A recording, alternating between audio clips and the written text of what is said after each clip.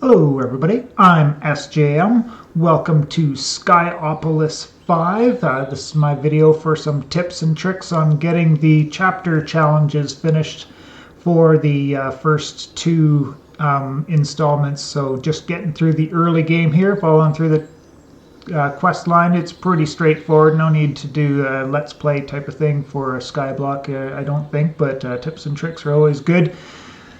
Especially when we look at the quests themselves there. So the rewards are quite substantial. So the second one is a cobblestone generator reward, and then the first one is a building wand which never runs out, so you can build large structures to your heart's content, which is super important in a skyblock. So in these challenges you have to kind of give up on the items and submit them in. So some of them are a little bit easier than others, like bread with the twerking feature is super easy to grow, and then with enough time and or strainers you get all these blank dusts and everything there. But the one that really was a pain in the butt for me was the mob essence with the mob spawning. So had to build, at least 24 blocks away to have a platform for them to spawn over there, and then head on over there and kill them. Every once in a while, creepers blow up and tear everything apart. So this is the setup that I saw System Collapse using on his playthrough. So just a little fence gate inside there so you can pop your head in and have everything come to you there. So that was farming mobs there, and that took a long time to do. So if there's better ways to do it, like other mob farms, like a mob dropper and stuff, might work, except that you do want spiders, or you want at least one spider, right, so that you can get your flax going, because your flax is going to be your main source for making all of the strainers for the strainers for the strainer bases there. So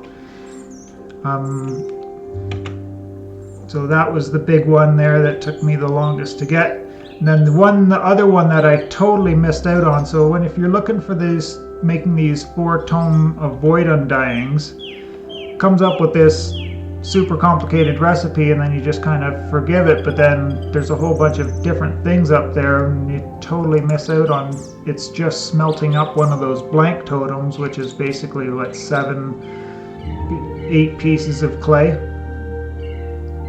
So don't need this recipe at all for the blank totems. You just got to smelt up those ones there. So I'm going to go ahead and submit those guys.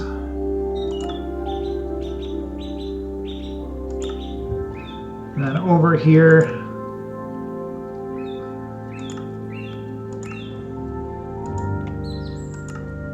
going through these ones there, they're pretty simple except for getting the shafts and all of the andesite alloys. So that's 2 stacks of andesite alloy you have to do in total. It's good to have an automatic setup there, so just use some hoppers going in. So you'll have your grout going into your top one. Make sure you always smelt your grout and your melter, because it doubles in here, whereas it doesn't if you're melting it, blasting it in the furnace there. So yeah, just hopper in there, and then hopper out of the thing on the bottom, and then you just need a lever on top of your spout to keep that going non-stop. And then you can add another one in for the fuel here, but I was always working around here anyway, so I was always on top of that for the fuel.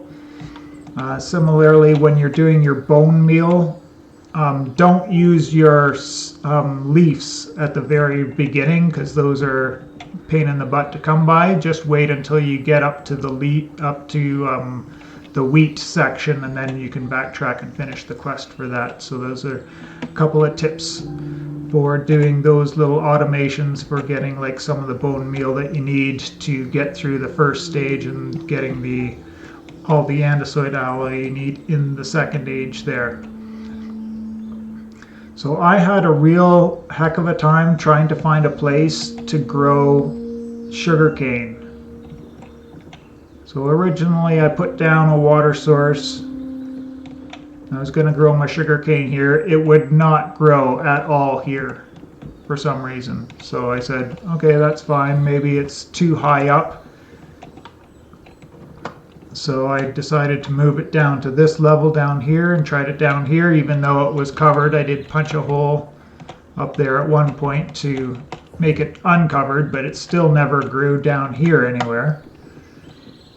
And then randomly I had this water source where my create setup was, and it actually finally grew here. So if anybody knows about that, please let me know in the comments why sugarcane only seems to grow in certain places, because I noticed that in my first test playthrough too, on top of this real playthrough.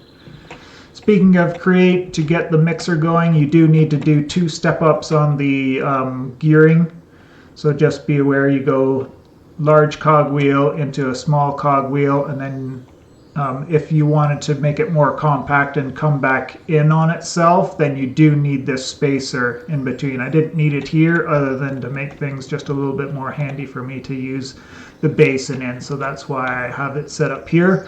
And you can only have one of the 2 machines going. So if I try and add in the millstone to this setup here, which I had set up over top of this chute so that the flint dropped down there automatically, it overstresses the one water mill. So if you make 2 water wheels, then you can get 2 going on there at the same time. And yeah, don't use this hand crank that they make you make for the quest line, because all it does is make you burn through food and waste your time. So yeah, those are all of the rewards. So let's see what we ended up with. Oh yeah, the planes book, because I was in the planes mod.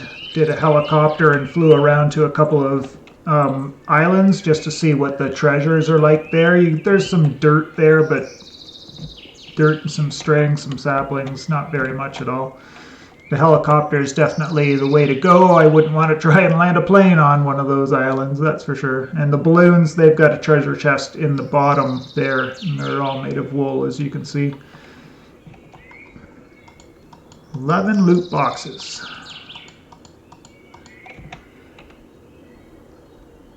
Got another planter. The first one I had was alright. A second golden furnace is pretty neat. Another globe. Bunch of apples, and a quantify key. I've now gotten all 3 of the drawer keys from the loot boxes, so that's pretty neat there.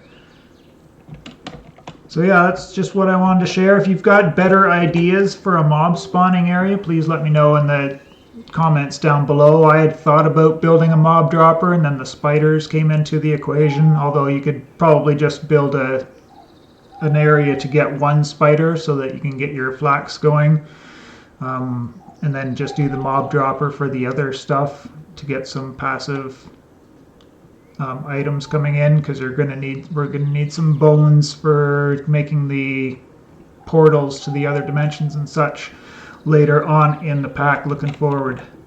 Anyways, that's it for now. I am building a great big pyramid here, so hopefully this should all be expanded out for the next time I join up to do the next couple of chapters worth of the challenges. Thanks for watching, and have a good one. Bye now.